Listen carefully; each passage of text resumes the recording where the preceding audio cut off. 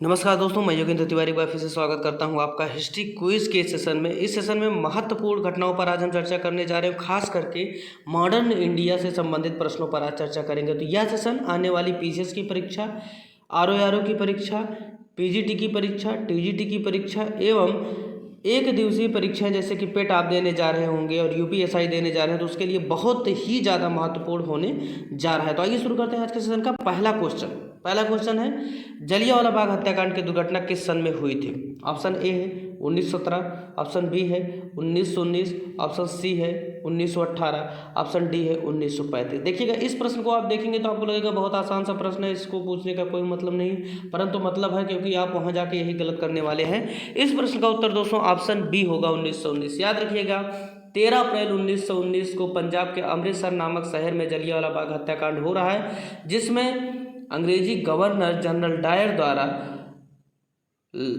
सैकड़ों की संख्या में एकजुट लोगों पर अंधाधुंध तरीके से गोली चलाई जा रही है, जिसमें उनकी मृत्यु हो जाती है और कहा जाता है तब तक गोलियां चलती रहीं जब तक कि वो खत्म ना हो गई। तो यह प्रश्न बहुत ज़्यादा महत्वपूर्ण है, जलियांवाला बाग हत्याकांड। और हाल ही में एक परिवर्तन किया गया है, पहले जलियांवाला बाग जो स्मारक है उसमें एक कमेटी जो बनती थी, उस कमेटी का अध्यक्ष कांग्रेस पार्टी का प्रेसिडेंट हुआ करता था, परंतु वर्तमान सरकार द्वारा इस नीति को हटा दिया गया है। तो इसको आप थोड़ा सा ध्यान में रखिएगा। आगे बढ़ते हैं।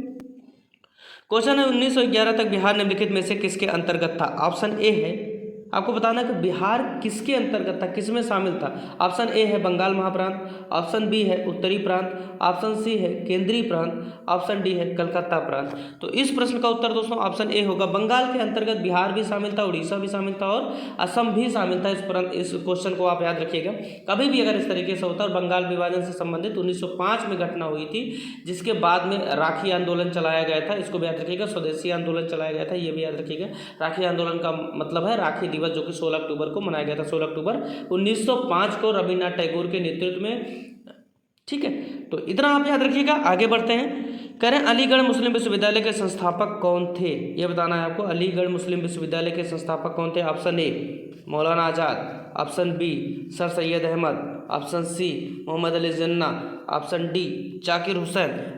सोचिए, इस प्रश्न का उत्तर दोस्तों ऑप्शन बी होगा, सर सैयद अहमद खान।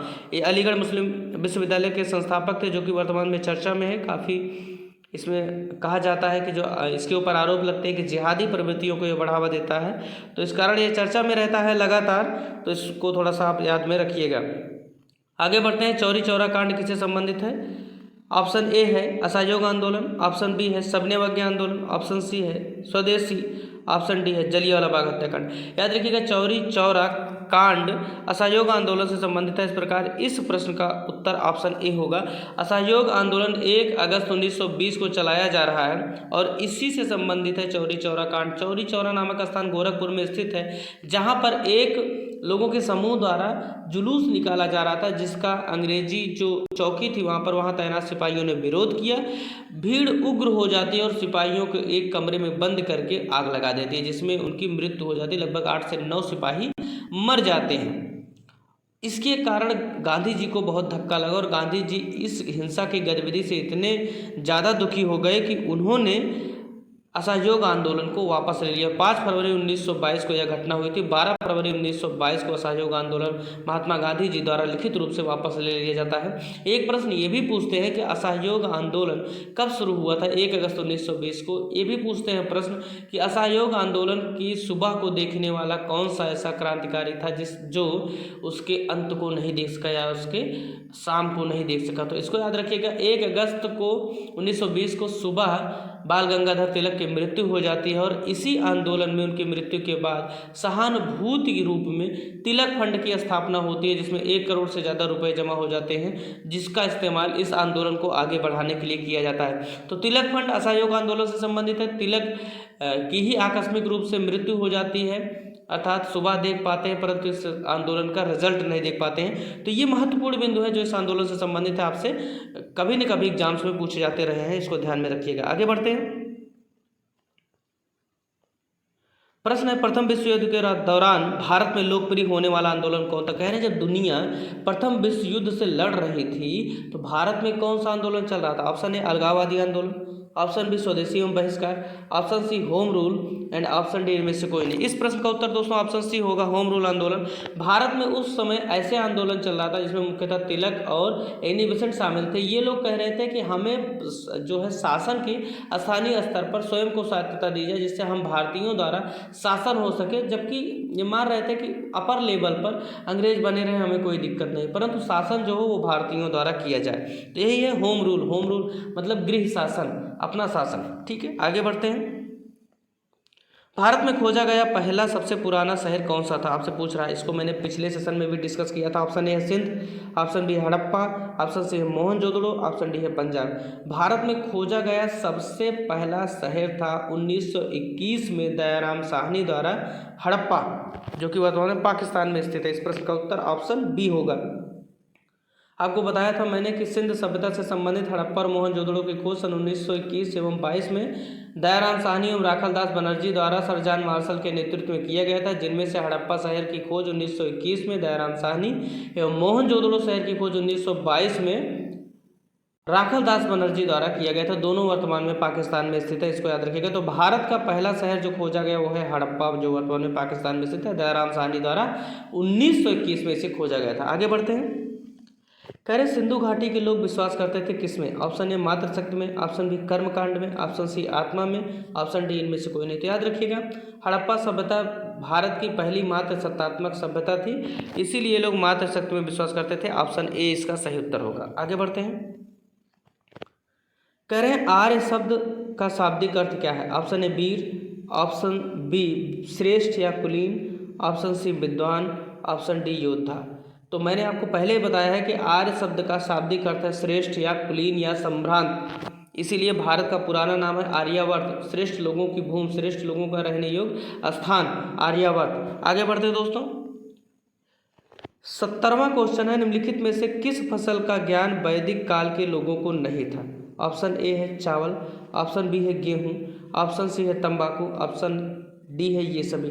याद रखिएगा तंबाकू पुर्तगालियों द्वारा भारत में लाया गया, पपीता लाया गया, अनानास लाया गया, ये सारे जो फल हैं ये पुर्तगालियों द्वारा लाए गए। टमाटर भी पुर्तगालियों द्वारा भी लाया गया था। तो इसको याद रखिएगा 70 का ऑप्शन सी होगा।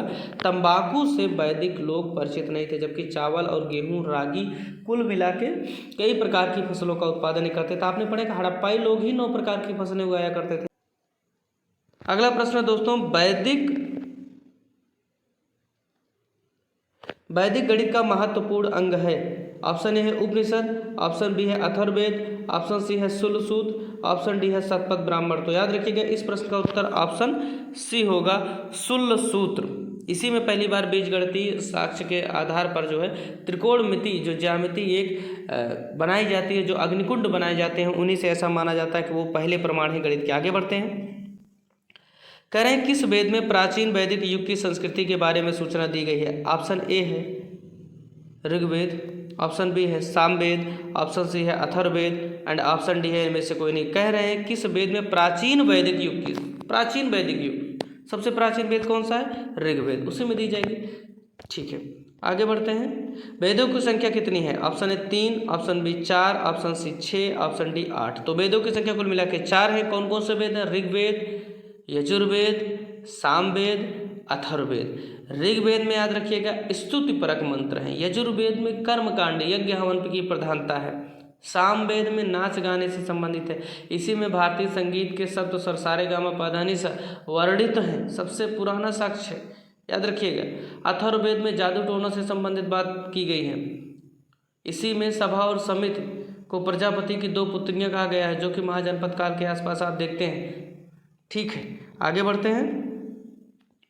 कह रहे ऋग वैदिक आर्यों का मुख्य व्यवसाय क्या था। ऑप्शन ए शिक्षा, ऑप्शन बी पशुपालन, ऑप्शन सी कृषि एंड ऑप्शन डी व्यवसाय।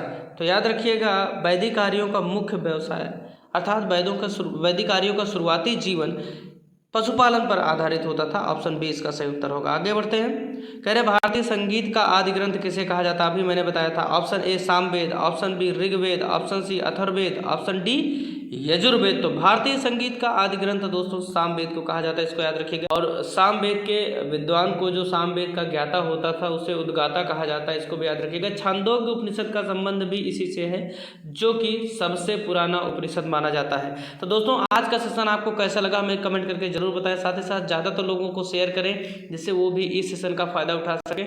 आपके क्या सुझाव हैं हमें आप कमेंट द्वारा जरूर बताएं। बहुत बहुत धन्यवाद।